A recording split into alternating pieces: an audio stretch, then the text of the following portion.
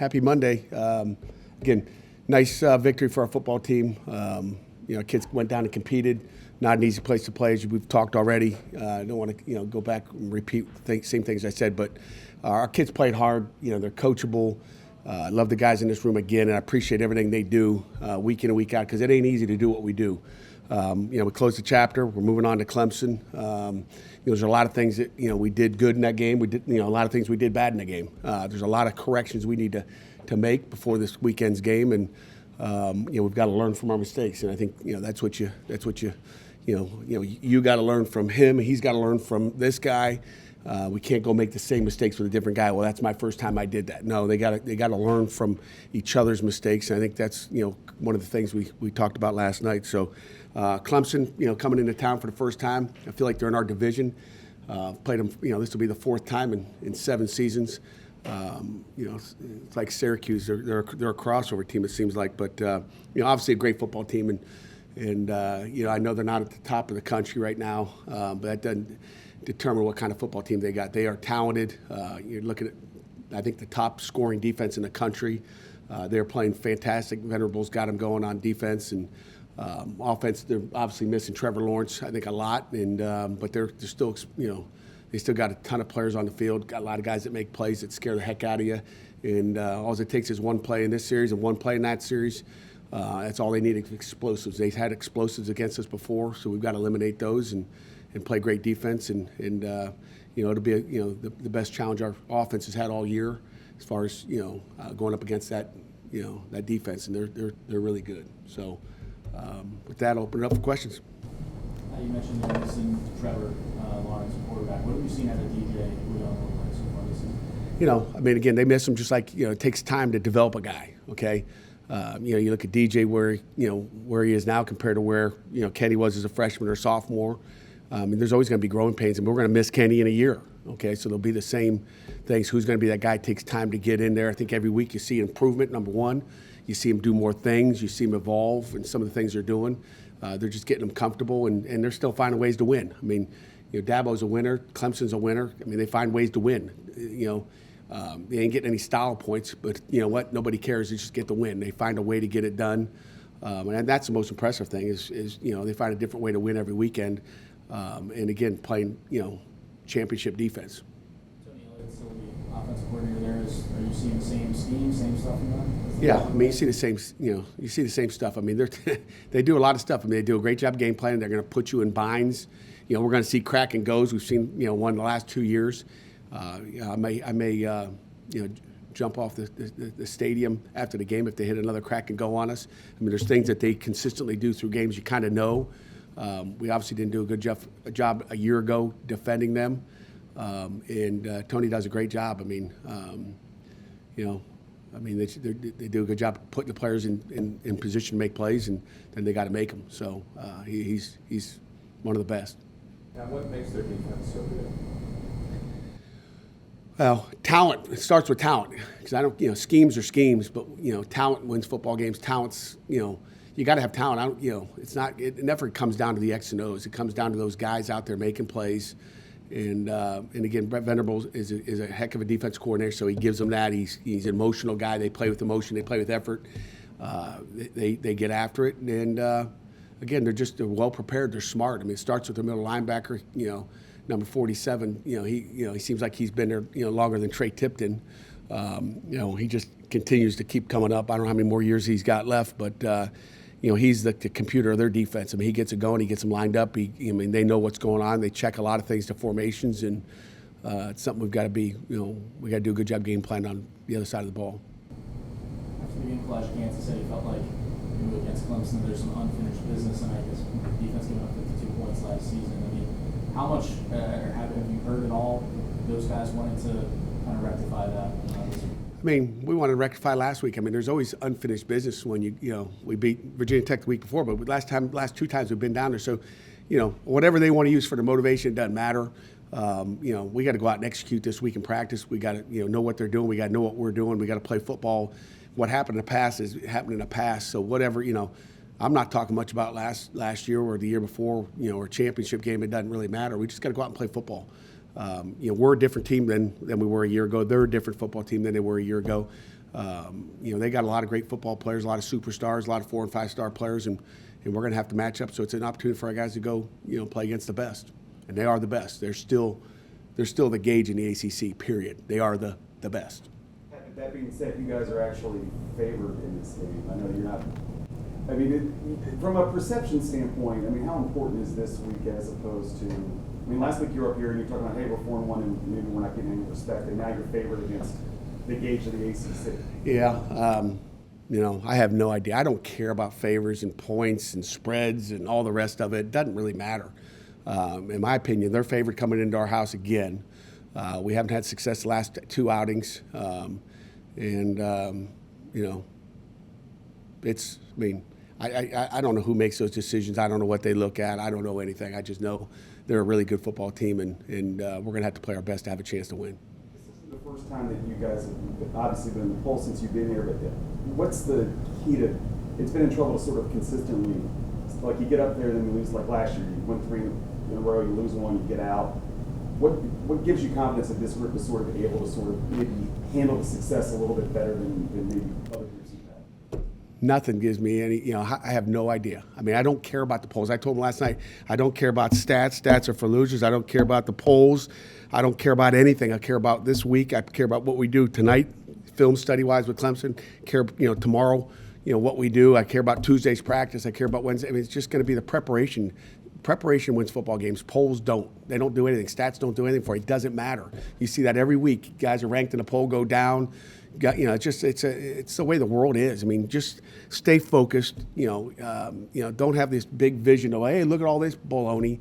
I mean, just stay, narrowed in, laser focus on what the job is, and it's to win a game. And I don't care about the polls. I didn't care 3 weeks ago, 4 weeks ago. I didn't care all the preseason. You're not in the preseason. It's like, it's hard to get in it when you ain't in preseason. All those guys, they lose 2 games, they get down now, they're 21 instead of 1. I mean, it's just, it doesn't matter. I mean, I hope our guys don't focus on that at all. That's the key, is don't focus on it at all. Focus on your opponent. That's the key. In terms of their running game, they don't have Etienne, and their offensive line has been a little bit shakier this year maybe than last. What have you seen out of that group, that aspect of their offense? The tight ends and their O-line are good players. I mean, again, it's all got to gel together. I mean, we can point the finger, we can point the finger at our own offense when this doesn't work or that doesn't work. We can point the fingers at the DBs when we give up passing yards. It's all interconnected. I mean, you got to get a pass rush. We got to set our front the right way. We got to get things done the right way. And it's 11 guys. It's that you might have to hit that pass to get that thing to open up the run game. So it just comes down to making plays, and the more plays you make, the easier it is. And you got to have 11 playing as one. If you got one guy that's not making the play, it just comes down to one guy. A lot of times when you look at the run game or the pass game or our run game or our pass game or our pass defense or run defense, it's all you got to get 11 guys playing as one. And doesn't mean they don't have good players. Doesn't mean we don't have good players. It means they didn't play and execute at a high level. What kind of strides have you seen your defense make over these last 3 games? I don't know. I mean, you guys tell me. I mean, you guys know. We're just trying to coach the next day. We got better against Virginia Tech. It doesn't matter what strides we took. You take a step backwards this week. Now, what strides did you make? None. So I mean, just we got to go out and play this week. I ain't worried about what strides we've made. We've gotten a little bit better. Stopping Virginia Tech, that's great. That was Virginia Tech. What are you going to do against Clemson? And that's your measuring stick now. It's like it's gone. It's over with. But we've gotten better. Our run game's gotten better on offense. We've gotten better, but it doesn't really matter until you do something this weekend. And this is a big challenge for us. This is, like I said, this is the gauge of the ACC. Rodney didn't play. Rodney hadn't getting carries. So was that part of the game plan, part of the rotation, or? It was just part of what happened in practice last week, put it that way. So I expect Rodney to be ready to roll, if we need him this week for sure. He was there, he was dressed, and so Rodney's still in good shape. Disciplinary thing? No. He's a little bit banged up. In terms of banged up, I asked you about Keyshawn last week. You said he's not going to get hurt. I know, son of a gun, that's your fault. Blame you. Is he all right? I think he'll be okay. We'll see. Specifically, What growth have you seen from Eric Hallett over the last month? You know, Western Michigan tried to go at him a lot, and then you go back to Saturday. He's got a pass breakup and then a pick on the very next play. Yeah, I mean, he had 3 PBUs and a pick, and played really well. He just keeps getting better. I mean, it's like, DeMar didn't just, appear one day and be a great player, okay? And neither did Kenny Pickett, and it's called development. And the more snaps you get out, the more comfortable you get. He's just becoming really comfortable back there. And again, he was good against Western Michigan. I'll go back. I mean, he made some plays, but that quarterback was on fire, and we didn't do anything else anywhere else on our team to help that guy. So I think I said that, after that game that, I wasn't down on him at all. I think he's played good. He just keeps getting a little bit better every week, and that's what you're looking for. That's why you coach. If he doesn't get better every week or he gets worse, then we're doing a crappy job coaching. And Coach Sanders done a great job at putting those guys in position to make plays and training their eyes and their feet to be where they need to be. And I'm happy with Hallett and Brandon Hill for that matter. Speaking of development, how about with Izzy? And is it time to get rid of an Orr? Is he becoming your number one? Yeah, I mean, those orders will be taken off maybe on Friday, Thursday afternoon after our third practice. And, every defense is a little bit different, okay? We're playing the best defense in the country, in my opinion. I mean, maybe Georgia's right there. But this is a top-notch defense that, we better be able to pick up all the pressures. So it all depends. I mean, the way he ran the ball last week, I'm ready to get rid of that Orr. Okay, pass protection and how you practice this week. He's still a baby. Vince is an older guy that's been in some of these games before, and he's played against Clemson. So this will be a big week for him, and and again, I think he's up to the challenge. He's confident, and I think he'll be okay. Is that where the competition really pays off, to where they have to go back into the week and can't assume anything?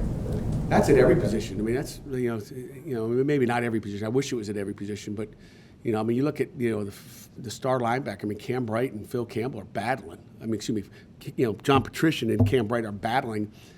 Phil Campbell used to battle with him at that position, but those two are battling at that star position, and it's every week, and we're going to get the best out of him. Cam played one of the best weeks he's had. I was really, really happy with the way he played Saturday, and that pressure on you to compete helps you at every position when you have it. How do you feel your corners are playing? And is DJ a guy he's a big arm, but is he a guy who can test you guys downfield? Oh, he's got a gun. He's got a cannon arm. He's got a quick release. He can run. We're going to have to get him down when he does run the football. And he can definitely test us down the field. I mean, they got some good schemes. They do some things to isolate you, as a corner or a safety. They're going to run the RPOs, as good as, we've probably seen since, Western Michigan. So, it'll test our RPO defense and what we've learned from the past and how we can get better in the future. So he can definitely test you, throwing it deep. And I think our corners are playing okay. I mean, Damari's okay, missed a sack last week. Not happy with some of the PIs that we're getting, but just got to calm down and relax and play good. But that's better than giving up touchdown passes. And I think we gave up one deep pass, Marquez. These guys are big dudes. These guys are 6'3", across the board at wide out. I mean, I remember walking down their sideline last year pregame. I was like, oh my God. I mean, they are some of the most beautiful wideouts that I've seen. That's a fact.